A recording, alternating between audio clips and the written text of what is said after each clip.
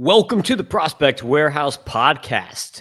This is going to be a great show for you because these are my favorite ones.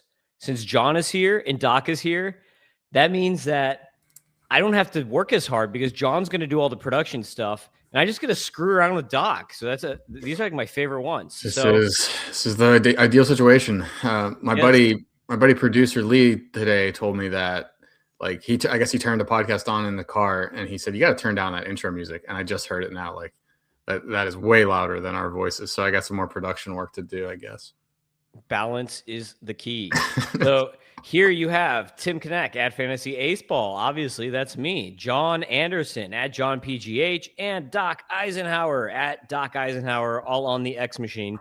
That's where you can find us. You can watch this video version on X Vision and on YouTube too. So check that out if you don't want to just hear the voices and you want to see our faces and the beautiful production work that John's putting into the show, showing videos, showing charts, making tables.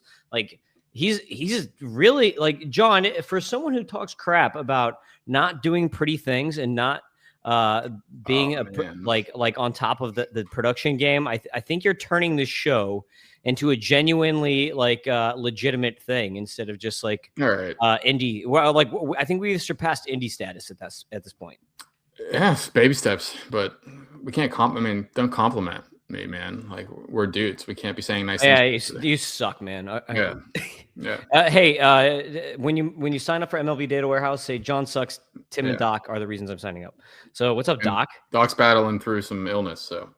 Yeah, mental illness at all times, spiritual illness. Satan's just always trying to pull me down. But right now physical illness is the worst of it, though. It's voice is barely there, so we're gonna be less ranting and raving, more calm, cool, and collected. Drinking my tea.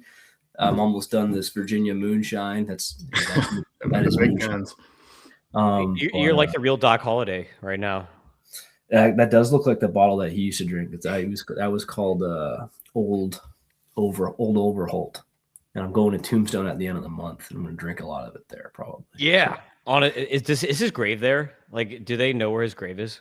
He died in Colorado. I don't know where his grave is. Oh man, I was like, you totally need to go there and like pouring out on the grave. Like Doc Holiday right now.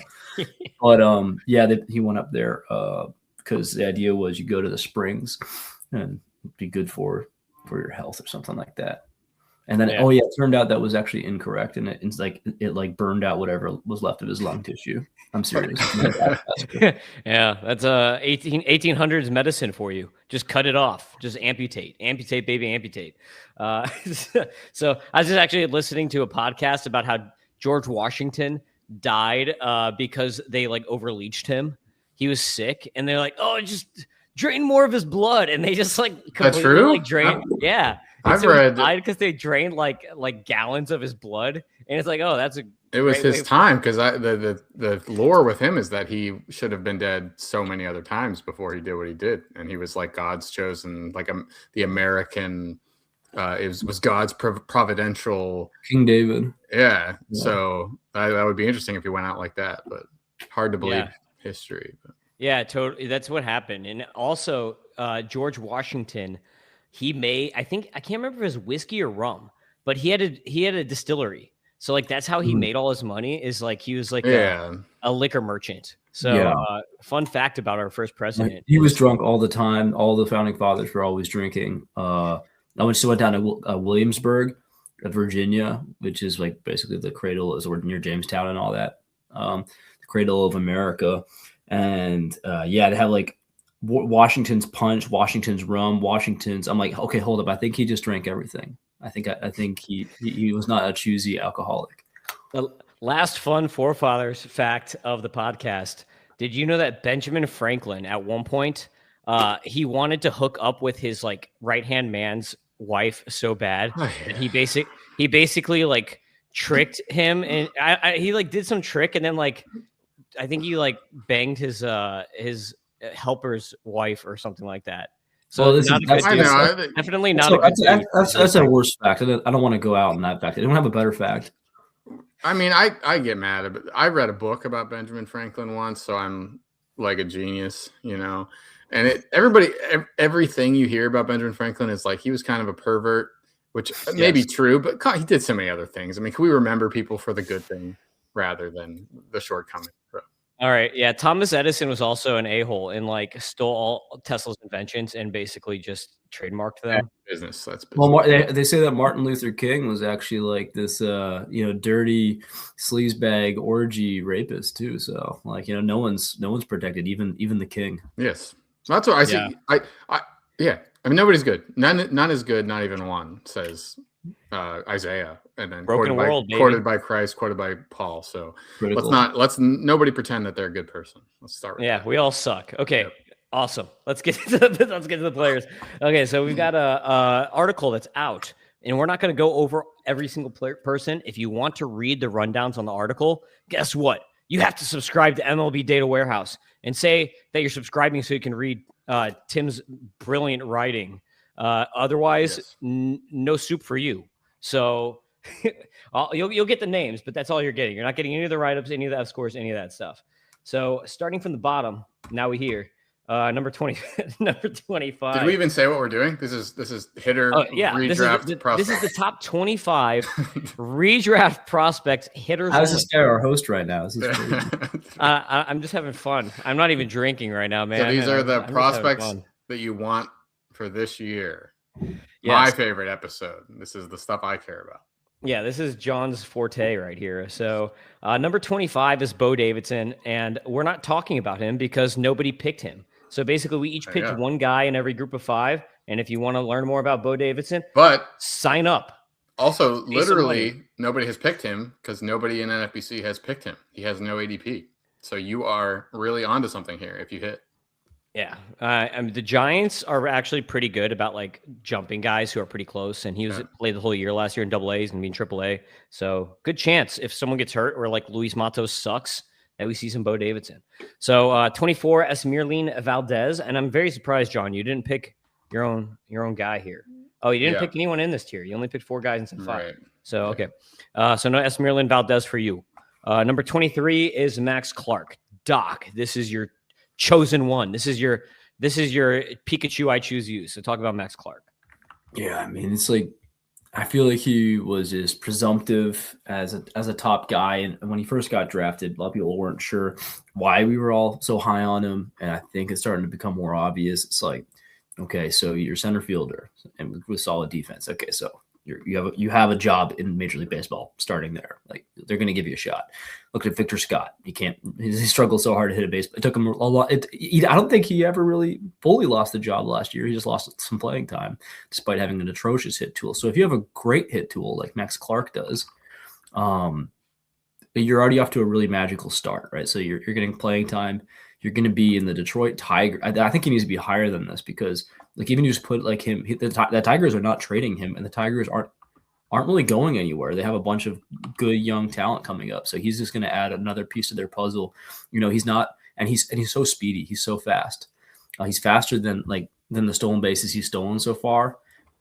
But I mean, throughout the minors, he has shown this last year wasn't too crazy with 19 steals, but he only got caught twice. The year before was 29 steals. It's like that's probably more of the wheelhouse. Like there is this. I know you see you've got like a Corbin Carroll comp for him. I got a Trey Turner comp, like I've been saying for some time now. He might have it sounds like we're getting crazy with it, but he may have like a better eye than Turner. So I don't know what that means, right? Like he struck out less than he walked last year in total across 2 levels. So, and the power, I guess we're getting to like the big question was the power. I think that's why people were not too sure about him and why it didn't while it didn't fully break out last year. 14 is an improvement from 9. 9's improvement from 2 the year before, which was a little after the year doubles too. Our base hit plus is solid.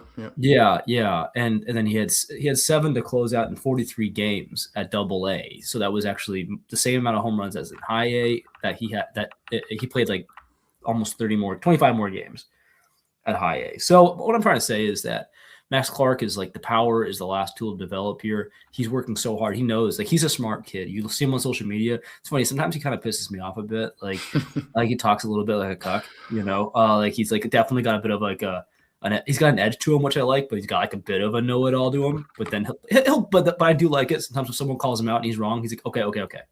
You got me there. Like he seems like he's got a good head on his shoulders. I think he's already married or engaged. From Indiana. That was why I actually saw him in high school. So I'm in love with this guy. I saw him when he was in high school. That doesn't sound right. I brought my wife actually, and that's a true story because I was like, okay, I feel weird going to the local high school to watch baseball, but I think this guy's going to be a superstar. Anyway, so I could go on and on and on, but I think we're going to keep seeing. Now, Comerica's not the best homer-friendly park, so it may be not the most power to start, but the runs will be there. The stolen bases will be there. The batting average will probably be there even early on. It's like a polished hit tool. So, yeah. Are we going to see him? I mean, Tim thinks so. Yeah, he'll 100%. He's ready.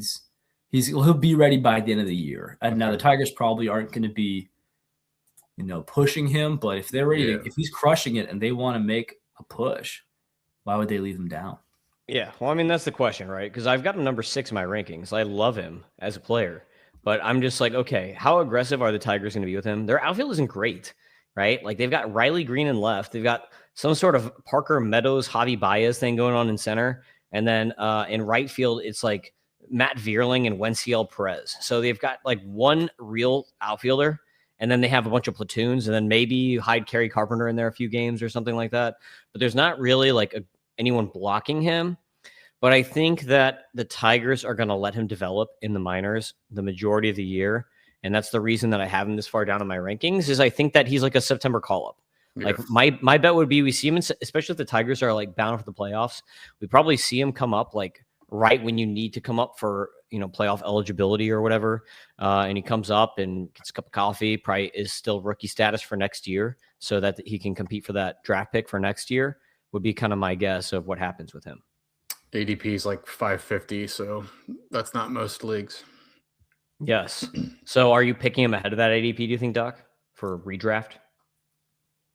I'll have to see by the time it gets to my. I haven't done that yet. I haven't done the NFBC yet for redraft. So, but I will say that we can always say stuff like that. It always seems harder than it is because we forget that injuries happen. Or so if Riley Green gets severely injured or something, and they're starting to fall, and Max Clark is absolutely crushing it. It's okay. Early last year, Noah Cameron, someone I took a lot of flack on because they're okay, even if he ends up being good, there's no room in their rotation for him.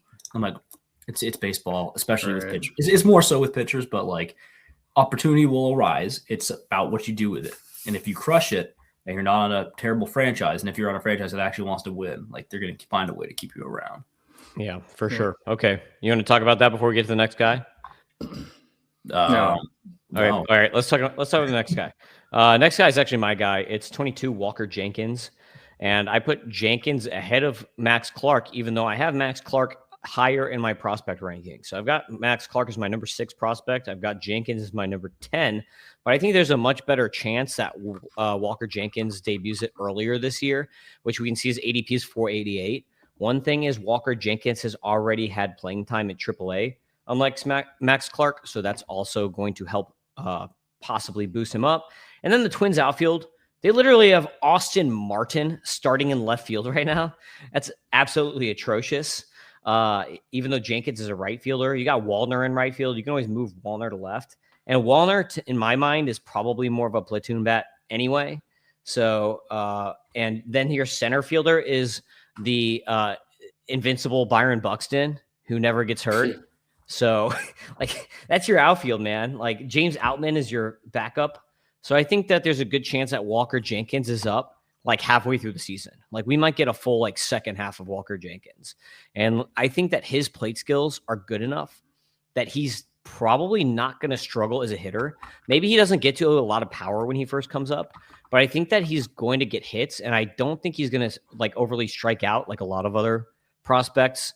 So I kind of expect a very stable, nice profile when he debuts. Maybe he doesn't set the world on fire, and then there might actually be a buying opportunity if he comes in and just kind of okay, because people are like, he's not that great, and then you'll get a nice buying opportunity on him. But I think that's probably what's going to happen with Jenkins. Maybe some people running away after they sign Josh Bell or something like that, but yeah, top 500 usually, and it's getting cheaper. So you're right. This all looks very good over here, besides the durability, but that's less important. So I think the power can grow with his. He's got a gigantic. He looks massive when you see him. He looks like a Giga Chad. I've seen him in person. He is. And guess what? He had 5. I saw him 5 at bats. 4 times he walked. So it's like he lives up to the name Walker. That's for sure. Yeah, that's it. 21 is Emmanuel Rodriguez, kind of falling off the plate, but we just talked about the Twins' depth. So there you go. If you want more, sign up for MLB Data Warehouse and you can read more about him. The next we have at 20 is Ryan Waldschmidt. That's another one of my picks. So sorry, John, you have to wait. But Ryan Waldschmidt at number 20 here, kind of like Walker Jenkins. I feel like there's a really good chance that Waldschmidt spends like the second half with the Diamondbacks, or at least like after the trade deadline, because you see a lot of guys. You'll see almost like tiers of prospect call-ups, right? You'll see prospects that get called up that break camp. You'll have your prospects that are like Super 2 guys that come up right after the Super 2. Then you have like your third is like your emergency call-ups, like what Doc was referencing. If like someone gets hurt, you're like, oh crap, it's the middle of the season. We don't want to call this guy up yet, but we have to. And they call him up. And then you've got like your guys that are post-trade deadline call-ups. And then you've got your like cup of coffee, like September call-ups who are going to maintain rookie status into the next year. So those are almost like your 5 phases of like rookie call-ups. And I think Waldschmidt is probably just like 3 or 4. Like he's either like a mid-year, like, oh crap, we need a guy right now, or he's going to be like a guy that like post-trade deadline is probably up because he's so good. Dominated AA, 309, 425, 498 slash there, 15% walk, 17% K rate. He's got power and speed. This guy can do it all. And again, their outfield, you got Corbin Carroll in right field. Their starting left fielder right now is Blaze Alexander, who is best served as like a multi-position utility guy rather than a starting left fielder. And then their starting center fielder is Alec Thomas, kind of like with Jake McCarthy. And they've already come out and said that they want to trade one of those 2 guys. So if they trade McCarthy or Alec Thomas, that's just going to make it easier for Waldschmidt to come up. Waldschmidt I expect probably to be in left field would be my guess. He can play center. He's athletic, so he can play center. So we'll see if he's center or left. But I expect them to. I think they would prefer Blaze Alexander to be a utility player instead of a starter. You guys got anything on Waldschmidt before we move on? I'm glad you picked him because he went from like one of these boring under the radar guys out of the draft to seemingly one of the safer options. Again, I think, and I forgot to mention this with Max Clark, and similar here is that like with Max Clark, his profile, you typically see it from a smaller frame. Like he's like 6 foot, 6'1", 200 something pounds, like huge legs. Waldschmidt 6'2", 205, 215, 205. And he's, people have been, I feel like they were saying he's just like some of these other outfitters they've been drafting. And I'm like, he definitely has more pop than Jake McCarthy and Alec Thomas. So I think that it's funny because when I first saw him, though, my brain was stupid. I guess I should have got him in more leagues because of it. But I was like, Diamondbacks, Schmidt, Goldschmidt, come on. Now. I swore he was a first baseman. First name. There you go. I wrote first base in him when I was writing about him somewhere. I put first base because it was like Schmidt. You're just trying to will it to happen, but he's like actually really athletic, so he could play center. Okay, next on the list is Tommy Troy. Nobody picked him, so if you want to hear about Tommy Troy and why we like him for redraft, you have to sign up for MLB Data Warehouse. Number 18 is Kemp Alderman, who is a Doc selection here. So talk about Alderman. His ADP right now is 735 with the Miami Marlins. Might have got dinged actually a little bit by this acquisition of Owen Casey as far as like, usage for this year, because I wrote this before the trade. But go ahead and talk about Alderman, Doc. Yeah, no, I was actually just thinking that as well. That said, like Casey has to earn his keep. He's not going to be gifted a starting position, right? He's not going to be gifted a spot on the team, I should say.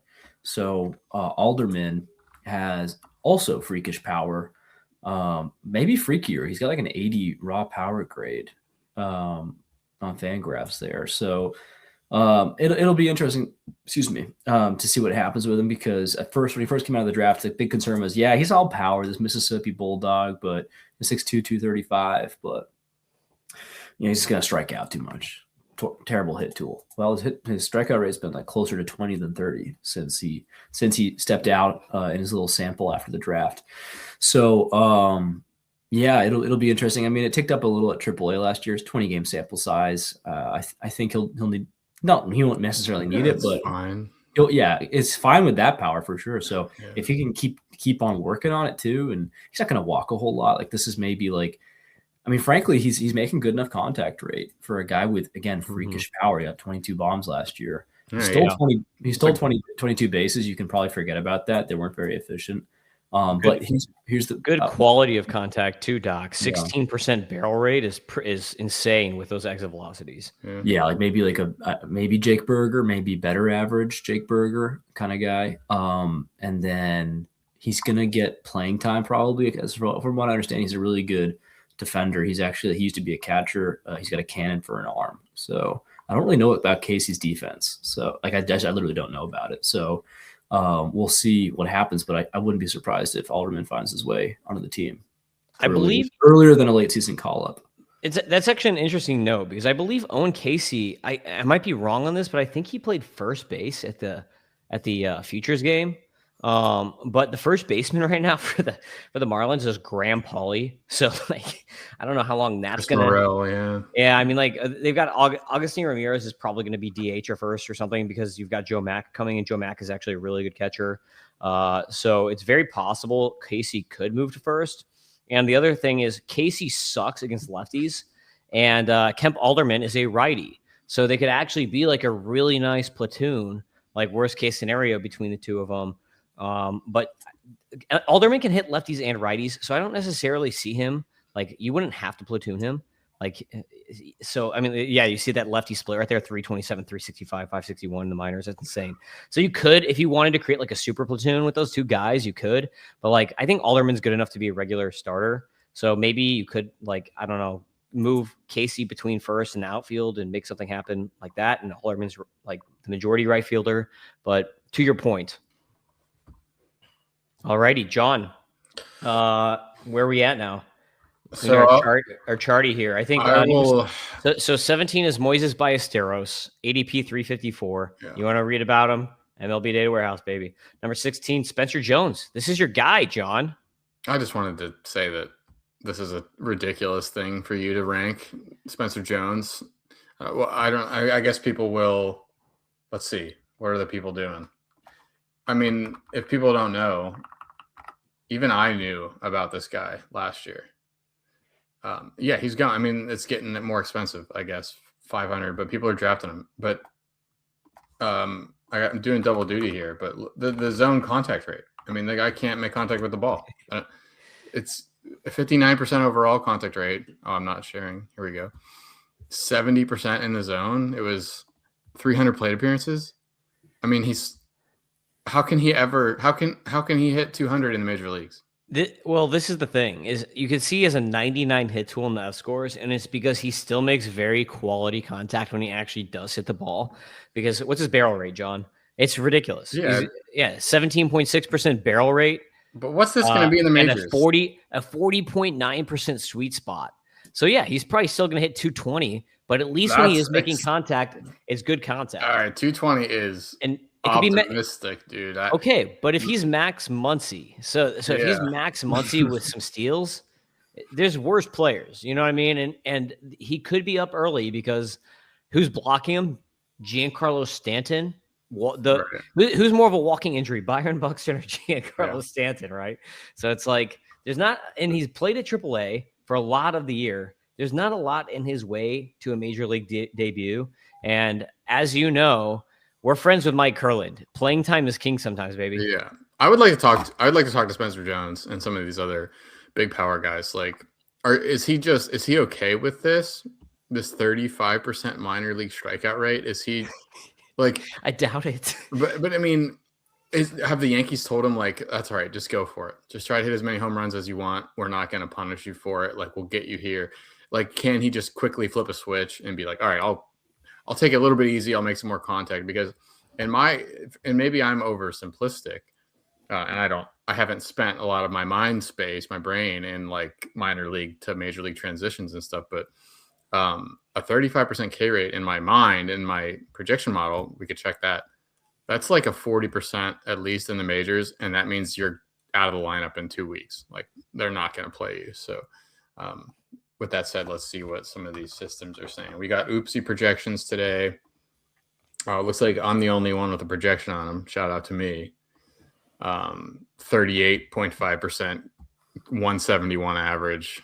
I mean, he's going to adjust. It's easy to, obviously he needs to do something about this. It's no secret, and maybe he can just change his approach and do something about it. But man, I don't think I would ever roster that guy until we see. Okay, give me 30 seconds here. Yeah, go ahead. Okay, so he was a pitcher at college in Vanderbilt. He was a two-way player. So when he was drafted, that was the first time he had focused only on hitting. Before that, he was a pitcher too and had to get Tommy John surgery. That's point number one. Point number two, Aaron Judge at the same age in the major leagues when he was a rookie had a 44% K rate. And Aaron Judge is also 6'7", 200 whatever pounds. So those are my 2 points. There is hope.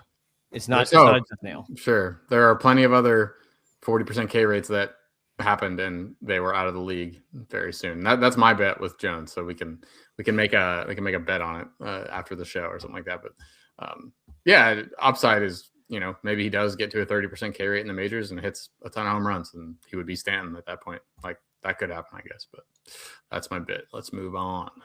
All righty. Number 15 is Ryan Clifford. Nobody picked him. Sign up if you want to hear about him. You're going to put up the new one? There we go. Yep. Number 14, this is my guy, Hector Rodriguez with the Reds. Look at that ADP, 745. This is a freaking steal right here, man. Hector Rodriguez is a man of many talents. He's not a superstar, and this is why he doesn't really pop, because he's really good at a lot of stuff and not great at anything. So he is overall, I think he's like my 74th prospect. So I give him a 60 grade hit tool, 50 grade plate approach, 55 power, and 50 speed. And he's going to be playing in great American ballpark. Look at that. 150 extra base hit plus, doubles machine, almost an 80% contact rate, 88.6% zone. That's so this crazy. guy can hit. We should look up how many guys have the 150 with a 15% K rate. That's impressive. Yeah, it is. He's got great plate skills, great contact, doubles machine, solid EVs, not great, but above average EVs. And he's got some speed to boot. I mean, like, he's not the best base runner, 68% on the bases, but he's still stole 15 bags. So if you can get a 2010 player who can hit 260, 270, and he's going to be in Cincinnati, like, how big is that? Like, that is one of the two best ballparks to hit in, Cincinnati. So, and who's ahead of him right now on the depth chart? Steroids, Marte. And who else do they have in the outfield? TJ Friedel, another walking injury. Kevin Lux a little bit, maybe. They don't have Austin Hayes anymore. Yeah. So there's definitely room. And he played in AAA a lot last year, 229 plate appearances in AAA. Yeah. So he could get a lot of playing time. Like, this could be like the classic, like, either he could break camp or he could be your Super 2 guy who comes up right after Super 2 and just comes out of nowhere and is good. And it's like, oh, nobody was talking about this guy, and all of a sudden he's like really good. Like, I feel like that's going to be Hector Rodriguez. I like that. You made up for the Spencer Jones stuff right there. That's good. Well, but look at that, 165 age-adjusted WRC plus. How beautiful. Incredible. You got anything on him, Doc? I don't know, man. Like, what happened here with – he's on the Reds, right? Yes. My brain's fogged up, dude. I didn't want to make any assumptions or anything, because if you make an assumption – you make an ass out of you and me. Language. JJ Bleday is their fielder right now. So that's right. Yeah. You got Bleday, Marte, and TJ Friedel is their outfield. And then their backup is Will Benson. No, what I was going to say is, like, what happened? It used to be like, when I saw a Reds prospect, I would get all amped up. Now I'm just like, I don't know. Like, they're such a weird team. They went from like a sexy up and coming squad to like, is this just it? Is this what it's going to be, or is there another year? Yeah, Great American. It does feel like the park, like, it was really hot 2022, 23, and then it hasn't worked. But yeah, so we'll see. So that's just kind of my random thought. Yeah, Hector Rodriguez doesn't have a sex factor. I mean, I guess that's because, like, that's like the Mike Smith name for Hispanic dudes. I don't know. Was this you, Tim? There's two people that have taken him inside the 600. I have not played in an NFBC yet. Because they're all like, this is all last round stuff, 740. So Hector, come on, Troy, Hector. I like the name Hector. It is nice. Yeah, that's an awesome name, man. I love that scene. That's like one of the best scenes in movies, when Achilles fights Hector in Troy. That scene's awesome. All right. Anyway, number 13 is Owen Casey. This is your guy, John. Talk about Owen Casey. Well, I just, new Marlins acquisition. Yeah, he's hot right now. Everybody thinks you get traded, people start. I feel like there's all of John's picks are negative. Yeah, of course. Well, because I've been on this campaign this week about everybody's too positive and we have to say bad things about people because there's none good, no, not one. That might have to be the tagline. Although I've started to realize that clearly social media algorithms boost positivity, which is a weird thing to complain about, I guess. Like it's good. Everybody wants positivity. I'm not going to be the guy that says you shouldn't be positive, but clearly positive about your negativity so that it doesn't F our algorithm. Yeah, what kind of algorithms do you have? You mean for fantasy baseball? Because the other ones keep showing federal agents fighting people. Was that no? I know you're saying, but I actually did a test. I've been doing these breakout player, and they're honest. I'm not like actually manipulating whatever. Players that I think are in good shape to break out. So I do them and they just blow up. Like they get a lot of interaction and stuff. So then I did one bust. I said 2026 bust player, Pablo Lopez. Nobody, like nothing at all. So I don't know what it is. But yeah, it seems like it's shifted because you're right. In politics and stuff, the negative, that stuff still feeds and the anger is the main emotion that drives that stuff. But it seems like for sports and non-serious things like the positive things, because there's teams in that. There are sides. Nobody is on the side of prospect failure. Nobody wants a guy to like suck, like a professional athlete to just like be crap and suck. That's why. Yeah. Okay, I guess. Go ahead. Yeah. Number 13. Yeah. You're unlucky. Number 13. Owen Casey. Yeah, we talked about it. I just think you're going to get a boost here because of the trade. That seems to always happen. A guy gets traded. And in this case, it should because the Marlins would need him to play more than the Cubs do. So the playing time projection should go up. But we talked about it I did the Cubs prospect preview with you, Tim. And they would hardly let him play. Or no, they did let him play against lefties in the minors. Is that what we said? But he was so bad. Yes, and then he got to the majors and he didn't see a single one, right? Mm-hmm. The Cubs immediately showed the hand of like, okay, this is a platoon guy. So maybe the Marlins give it a shot. It's possible, but I mean, how much fantasy good can a dude be when he's benched a third of the time, which is about what the split is. It's like 65-35, right-handed starters versus lefties. And then, a lefty comes in to face him in the sixth inning, they pinch hit. So I don't know, like that's a problem. And he strikes out a lot. So I get it. He'd probably be a good chance he's the opening day starting lineup guy for whatever position he's going to play. So big power too, like no doubt. I think this is fine to have him top 15. I think he should be speculatively picked, but I think the upside is very, very capped by this split thing, this platoon thing. Yeah, 427 ADP is pretty high. All right, number 12 is Travis Bazzana. This is Doc's guy. Doc is going down under. Yeah, I wanted to say if the Marlins make it work with Alderman and Stowers continues it and Casey makes it, it's like, yeah, I guess they got a type. They can just make these, big power like that would be a crazy mash doms. I mean, yeah. So, Bazzana, he's kind of a weird guy. I feel like there's a major. Hey, John, here in the biz, we call this prospect shine, and actually, there are the positivity goes away if you don't meet or if you don't make the expectations that the industry demands of you. Yeah. The number one overall pick, right? I mean, like Drew Thorpe went from like a top 20 prospect or something. He was a very vaunted prospect, and then he came up to the bigs, gave 6 quality starts or something like that in a row. Everyone's like, "Wow, he's a stud!" And then he just like blew up 3 times and got TJ, and everyone's like, "That career is over. See ya." And so like, he's going for like $1, like $1 in our auction right now. So the same with Brandon Sproat, another good example of these guys who just like didn't become Cy Young winners immediately. It's just crazy. So this is a hitter who hasn't even made the major leagues yet, but he will. Bazzana, number 1 overall pick, probably shouldn't have been in hindsight. 2020. Hindsight's 2020. You got the Weatherholts. You got the Kurtz. My hindsight's always on 2020. That year just changed everything. Everything changed in 2020. My hindsight is always looking at 2020. Yeah. Well, That's good dry humor there. Yeah. People tell me that they say, "Oh, that John guy, I like his dry sense of humor." Yeah, That's all they say. They a lot don't. of people, That's all they say. not I much guess. else. I guess they're also dry on their own. Go ahead. Sorry. It's okay. Thank you for apologizing. Yeah. Travis Fazana has a great name. He's Australian, which you have to dock him some points for. Great jaw. So you get the points come back. It's like you don't know what to think of all this, right?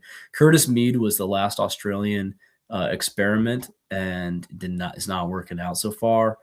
But yeah, Bazana is like this all around guy. He's not doing anything. Look at this guy. Like Chisel looks like he looks like a dingo.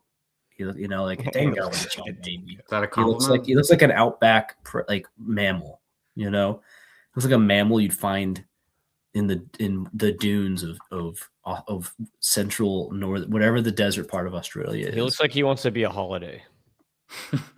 Sure. And so anyway, let's get for real though. It's like this guy's he's probably gonna steal a bunch of bases. He's probably gonna go 2020. Swing. He doesn't swing. Why does nobody swing in the minor leagues?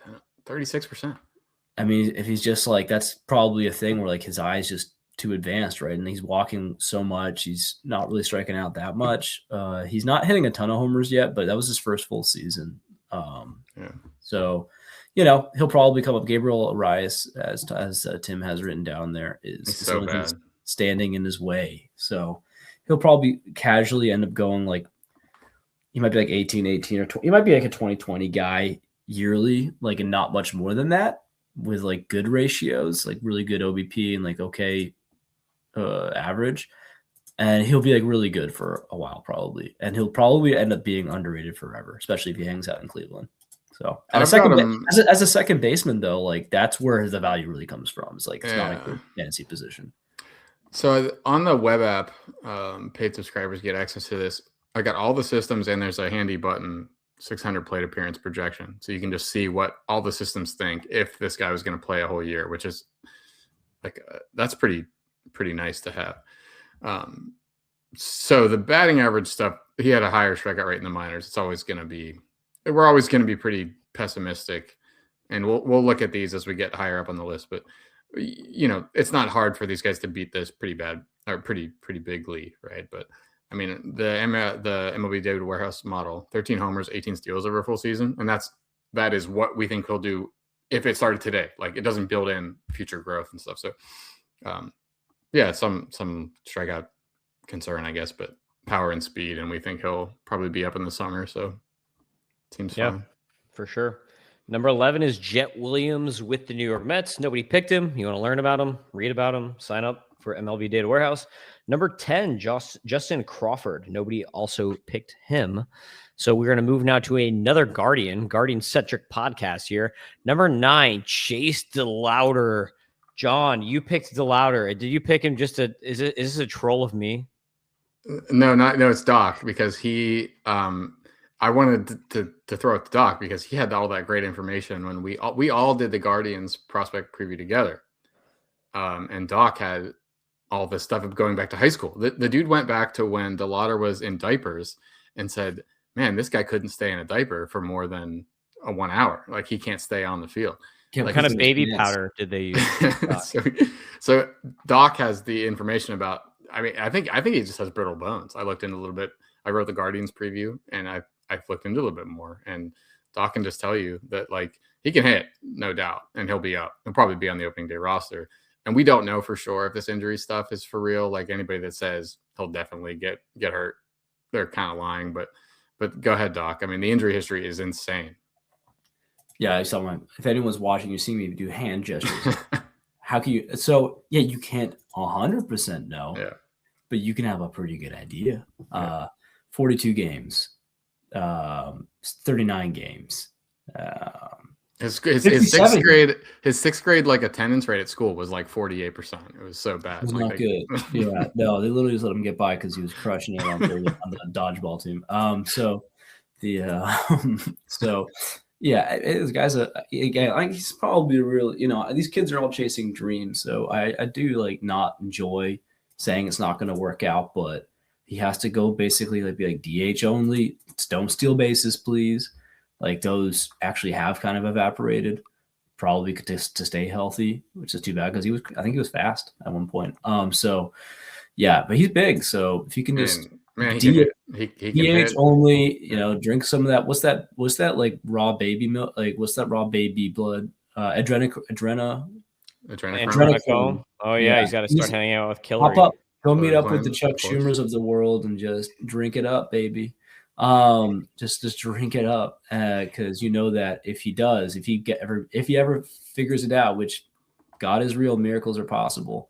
If he figures it out, look at that, it's so beautiful. This is like a 25 plus home run profile. If he ever gets healthy, he's a doubles machine. This guy literally. When we talked about him in the Guardians podcast, we were like, "Oh, he hasn't even played it was like 81 games in 3 years or something like that." But in that time, he did have like 40 doubles. He averages like a double every other game almost. So a doubles machine here for Chase DeLauter. His durability is so bad that we couldn't even come up with a number.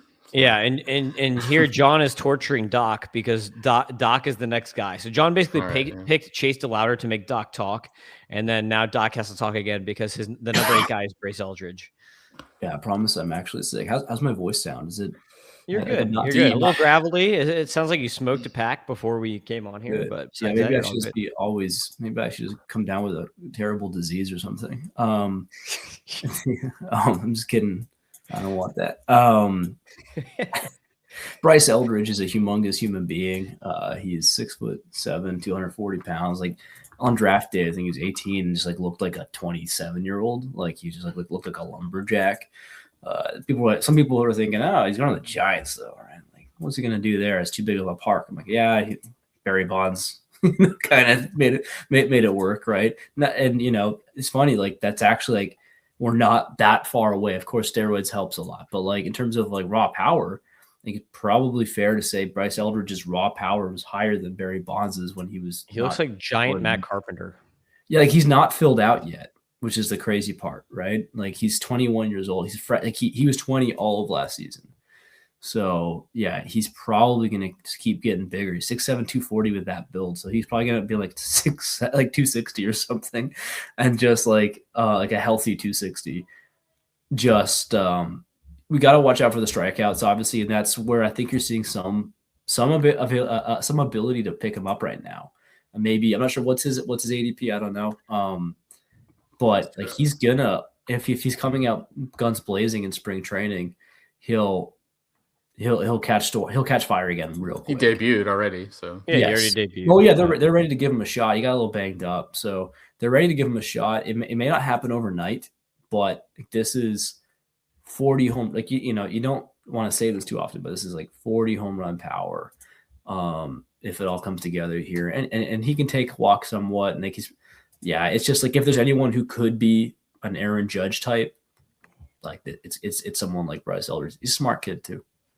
His name's been in trade rumors. I was curious what that was about. I mean, the Giants just kind of figure some other team, he's better off in another park. Maybe another team will give us value that we like because it's not really going to work that well in our park anyway. Or maybe those rumors were totally false. But I mean, they just did take Devers, so they basically blocked first base. So at that point, it's okay, can he swing it in the corner outfield, or is he going to just be a DH? Do you really want your top prospect to be a 20-year-old DH? Right, that makes sense. Okay. So maybe you're our best value move might be to flip him for something. Yeah. So I'd agree. Yeah. It'd have to be something high end. You're not going to trade your number one prospect and a 20-year-old guy who can mash 30 taters for nothing. So it'd be for something good. But around pick 380, 390 right now. It's gone up as we've gotten actually closer, but probably worth a shot. Certainly will hit some homers. Yep. Number 7 is Professor McGonagall. Sign up if you want to read about why. Let me say this: he is going to transition to the majors extremely well, right? Yes. Play discipline is great. Just a little bit of question about how many home runs he can hit. My question, and the reason that he is not higher in the rankings is, and because I think a 299 ADP is insane. I think that's a waste of a draft pick. So last year, I was on the train telling everybody, do not pick Bubba Chandler. Nobody listened to me. Everyone was still picking Bubba Chandler really, really high. And how did that work out for you people? Kevin McGonagall is probably not going to play until the very end of the season, if even, because they have right now Glaber at second. You've got Zach McKinstry. You've got Baez can still play a little short or whatever. You got Colt Keith. You got all these middle infielders already in that mix. And then you've got Max Anderson, who just lit up the Arizona Fall League. And don't they have the Asian guy too? Yeah, Andy. Yeah, the Asian guy. Yeah, Hoon Moon Ju. No, I can't remember his name. He's good. You something. Yeah, no, I don't know. But listen. I'm trying to shout him out, people. Okay, I could have just said nothing, and then nobody talks about it. That's actually okay. So Max Anderson, though, I think is going to be up first. So that kind of spoils the McGonigal breaking camp thing, in my opinion. And I think like best case scenario, he's up in the middle of the year, like a James Wood type debut of like James Wood's rookie season. That's like the best case scenario. But I think he's like a post trade deadline guy. So like I love him. I think he's gonna be awesome. But I just don't think we see him for that long this year. So he's my brother Chandler. You have him pretty high there for someone who doesn't believe in him. Yeah, because he's awesome. That's why he's amazing. I just don't think he's gonna get a ton of playing time. But he could. But something happens, something breaks. Right. He transitions really quick, and he's useful right away. Like as soon as he gets up, he'll be good. That's kind of the difference. Yeah, for sure. He's gonna be a beast because 70 grade hit and 70 grade plate approach is gonna transition really nice in the majors. Number 6 is Carson Benj. This is the guy I actually picked, not Professor McGonigal. But Carson Benj, basically, David Stearns has already more or less come out and said that he's gonna be like a starting outfielder for them. So he's gonna break camp at this point in time. He has a very strong plate approach, very great contact tools, 81% contact. You can see a 13% walk, 17.8 K rate, 150 extra base hit plus, really nice OPS, homers, steals, 85% stolen base success rate on the bags. I basically said that he's like Evan Carter, but I feel like he doesn't have the split issues that Evan Carter does. So, I mean, like he's not great against lefties, but it's not a terrible, like 80% contact rate. It's good enough. Like, yeah, maybe he's not going to hit for as much power against lefties, but at least he makes contact. I think that's all you got to do. That's all you got to do to stay in the lineup, right? Just don't hit 200. I think he knows that because it's interesting. Right. Look at his lefties. He had 22% walk rate against lefties and only 13% K rate. So it's almost like he sees them really well, but he knows like he's not going to hit the ball as hard, so he almost just sits on. It's like almost like he's sitting on it. It's kind of weird. I see that with a ton of major leaguers. Like the lefties, they go for power against righties, and against lefties, they're just like, okay, let me try to get a single. I think that's a good approach. I mean, I think he's a future number 2 hitter in that lineup. Like he's got a really good plate approach, and it's gonna be a good lineup. So he's probably gonna hit like 7th or something to start or 6th. But he's really good, and he's gonna break camp. It sounds like so. Big time Carson Bench guy. Big for the when was the Nimmo trade? Probably right around here, right? So yeah, still pretty cheap. I mean, you don't know for sure. Although you said that they said something to make you think he'll be on the team early, but you never know. The Mets spend money in free agency, and it's still early January, so something could happen. But I think this is a big value. Right? Yeah. All right, top 5. So number 5 here is good old Carter Jensen, who I was like, Doc is 100% going to pick Carter Jensen, and I wrote him in for Doc. I didn't even give him the choice. So, Doc, this is your boy. Let it rip. Yeah, Carter Jensen. He, I got him in our 30-team salary cap league. What was the trade? This was with Twins. Cy, that guy, the league villain. That's the best part about it.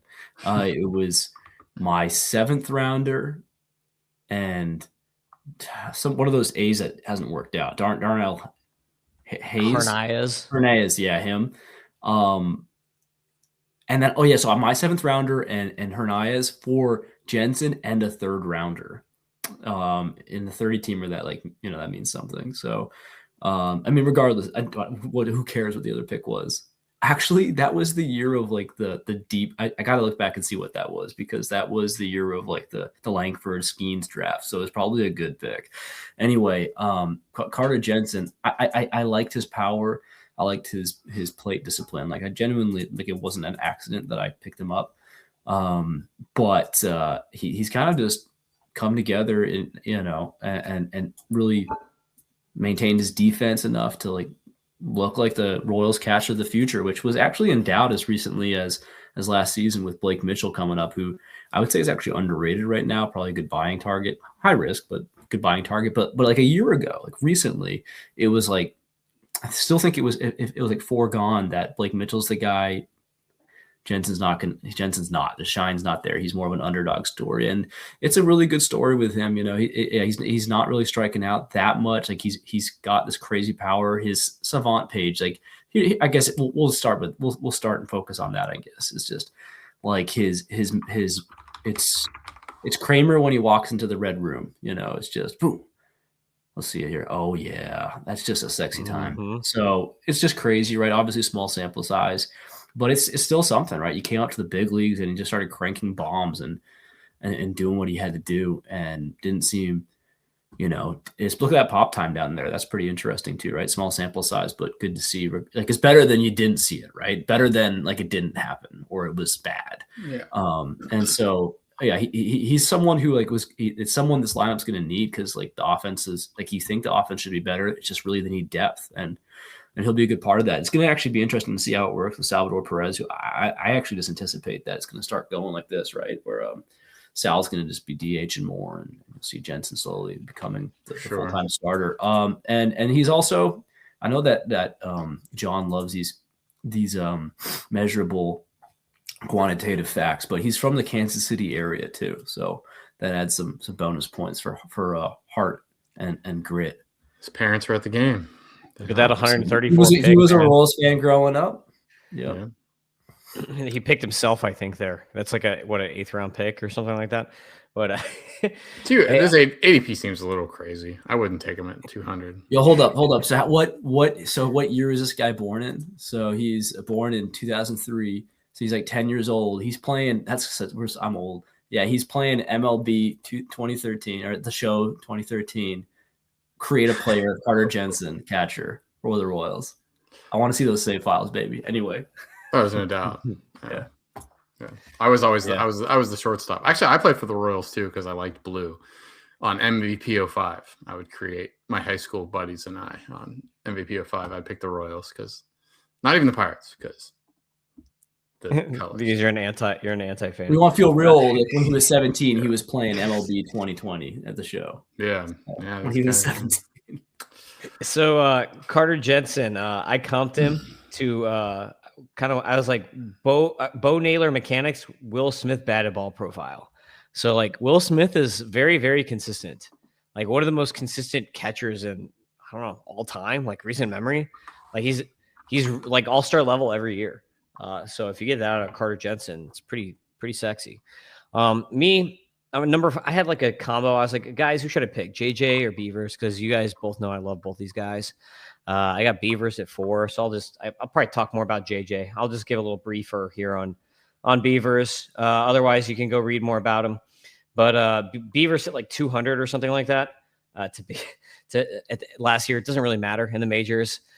Contact rates were insane in the minors the whole year. Power, speed, like look at these F scores, beautiful. 109 power, 106 hit, 114 discipline, 108 speed.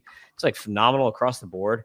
I comped him to Kyle Tucker mechanics. I put Kyle Tucker mechanics with a Jaron Durant skill set is my comp for him, and I've had that comp on him for years.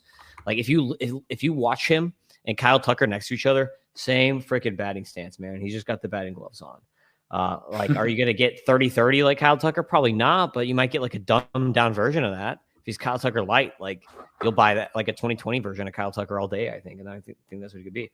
But that's Beavers. Number 3, I've got JJ Weatherholt. Hold on. Yes. You better be right about Beavers because a lot of these picks are me right here in the Gladiator. Okay. Yeah, Beavers is the man, dude. I can't believe I didn't get him in the MLB Data Warehouse 30-team league. Someone paid $15, right? Because of you. You did, yeah, because of me. Someone was just screwing me. Right there. But anyway, number 3 here is JJ Weatherholt. I put second/short/third. He will not be playing shortstop. I guarantee that. Now, whether he plays second or third kind of depends on what happens with the Cardinals trades. Like if they trade Donovan and they can't find a taker for Nolan Arenado, then that answers the question. If they trade Arenado and then they don't trade Donovan or something, then obviously he's going to play third. Between him and Nolan Gorman, I think Weatherholt's probably a better defender. So I'd almost bet that Weatherholt would move to third and Gorman would be second if like they trade Donovan and they trade Arenado. So he played both at AAA and AA, second base and third base. He played more second base. So I mean, like I think he's a good enough defender to play third, from what I've seen him. And I saw him a lot this spring, and I saw him a lot not in 2025 but in 2024 when he was with the A-ball team. So JJ Weatherholt, he's going to be just like you said with McGonigal, John. He's going to be one of these guys who jumps in and has no problems at all. Do that 600 PA one. Because this guy has a ridiculously good hit tool and a ridiculously good plate approach. He hits the ball really hard. Look at that MLB data warehouse projection there. 22 bombs, 17 steals. I'm insane. I love that, man. I don't know what this stuff happened. Something's going on, but yeah, we're not shy here. But Steamer 340 OBP, Oopsie 335, like those are high for a rookie. So yeah, it's going to be higher than that, I think. Yeah. Like his eye is that good. Like this is a future number 1 or number 2 hitter here. Like he's got a ridiculously good eye, like insane plate approach. He might get dinged by bad umps because you know how umps always like to like think they're better than the rookie and they'll like just like own the rookie and the rookie might be right. But the good thing is that we're going to get the what's it called? The touch your head thing. So he'll be able to make his own calls this year. So, but yeah, I'm really high on Weatherholt as like, I don't think he's going to be like a superstar, but I think he's going to be like a really, really good player for a long time because he's probably going to be like a 15, 20 guy. Like I comped him to kind of like Marcus Semien. Like I think he'd be like put up Semien where he's just like a ton of runs. Like if the Cardinals get good hitters behind him, like he could just be a dude who gets like a really high OBP, like higher than Semien, gets on base all the time, good batting average, like 280 batting. Like you could see like 280, 380 with like tons of runs in like 15 or 20 seasons from him, I think.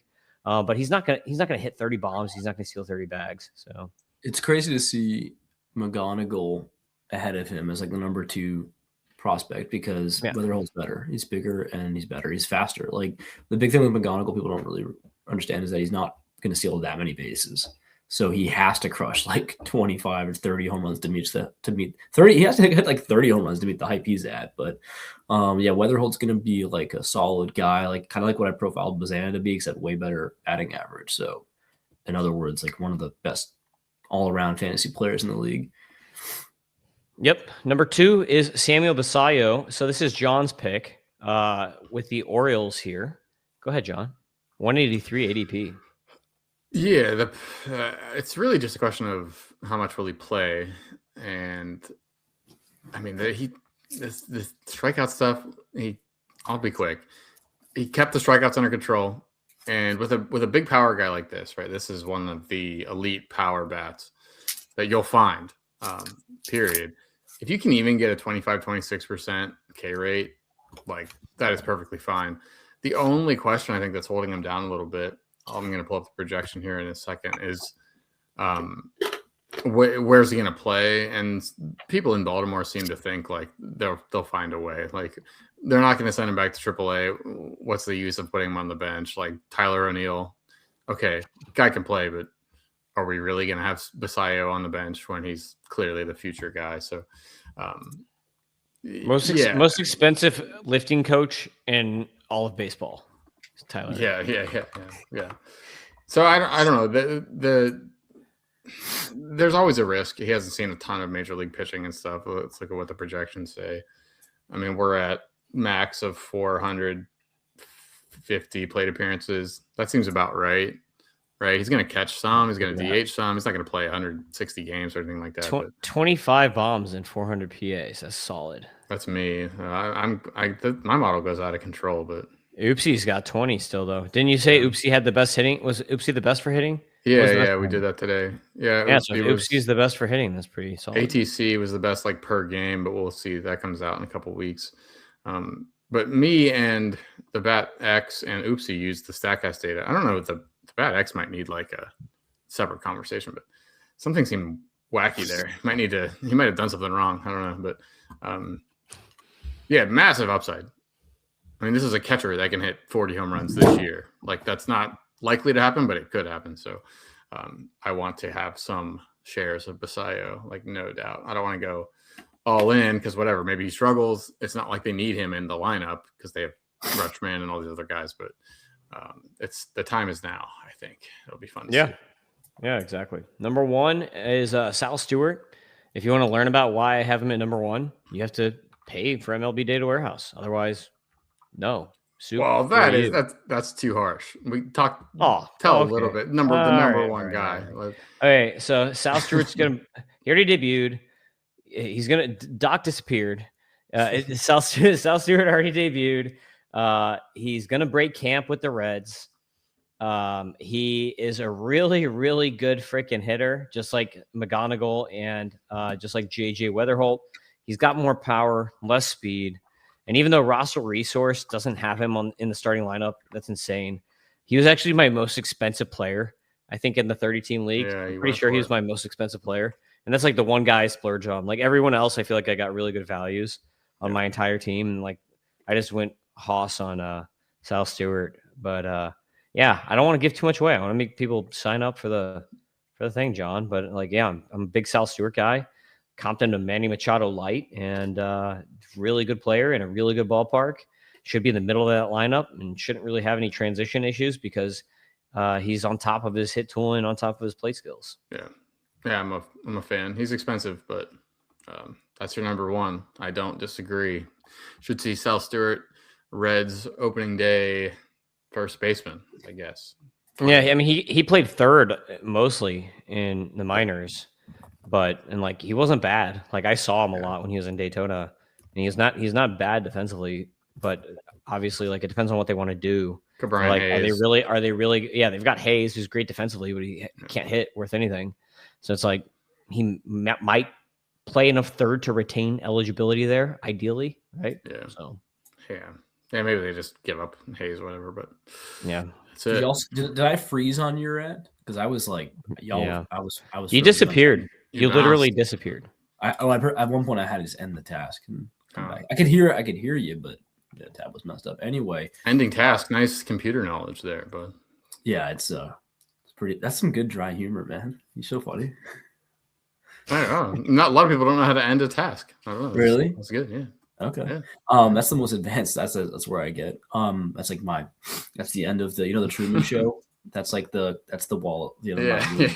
End task. So I'm getting more sick as the podcast goes on. Samuel Bassai, I want to say real quick, is that the strikeouts aren't even that huge of an issue if you look at his profile. Like he was just 20 years old in the MLB was the issue actually. Well, I think he had just turned 21. But and then I think you got to calm down a little bit, Tim, with Sal Stewart. It's a fun story, but like it's kind of crazy. I feel like he went from like one of the most underrated prospects to, if you're putting him number one, I would have to say he's one of the more overrated prospects. Like he's entering that territory. For redraft. Maybe. Yeah, I mean, being in that ballpark really helps, and I love that he's like super Italian, and like it just like seems like that for some reason that'd be like a fit. I don't know. I guess it's Joey Votto did that or something to Cincinnati, but. In my mind, but are there Italians there? I don't think anyone knows what's going on in Cincinnati. They got Cincinnati chili. You ever heard of that? Oh God, Skyline! Don't eat it. That's chili with noodles. Yeah, never eat that. It's terrible. I had one in Fort Lauderdale, and it was made Cincinnati chili last night. My mom made it. My mom. Oh no! He called his wife his mom. He has to kill himself now. That's the first time it's ever happened in my life. That's how you know how. And you did it in public. Rough, yeah. You did it in public on a permanent podcast. That's so funny. My daughter was just watching this episode of Recess. You know that show Recess? Oh yeah. Yes. Yeah, and so this is so funny. This is great. It's because of the show, I bet. It was this morning. I watched this, and like one of the kids at school calls the principal mom, and that's her. It's over. I remember that. Yeah, episode. And so I just did it. My ears are listen. Okay, this is my last defense, Your Honor. My ears are popped. My nose is sniffling. And your wife's your mom. My knees weak. Mom. My your mom is your wife. Sweaty. My mom's my wife. And Oedipus. I'm puking on my sweater already. Mom spaghetti. So anyway, dude, this is a great end of the podcast. Though it's made up for me leaving out earlier. Anyone else got anything for me they want me to say? Yeah, find Doc at Doc Eisenhower, the sick doctor. What a joke that is. And we got John at John PGH. You got me at Fantasy Ace Ball. Happy birthday to my wife. So happy birthday to my wife. Happy birthday, Tim's wife. And here you are doing a podcast. Yeah, you actually called her your wife too. You didn't call her your mom. Yeah, not my mom. It's my wife's birthday, the one that I share a bed with. So you know. Oh. We all have our own things, right? All right. So make sure you subscribe to MLB Data Warehouse, where you can find all of the best tools in the world for fantasy baseball. Make sure you buy my prospect package, $29.99. You'll get all the F scores on cheat sheets that you can slide around on your own. So when Doc is like, Tim South Stewart ranking is freaking ridiculous, get this out of here. He can move him on the slider. You can just move him down. Easy peasy. But then you still get the F scores, and it's all heat mapped. So pretty cool stuff. So make sure you buy that, because it's going to really help you and save your drafts. If you don't know what you're doing right now, if you think your mom is your wife, then buy my cheat sheet, and it'll save your ass. So that's the podcast. We will see you next time. See ya.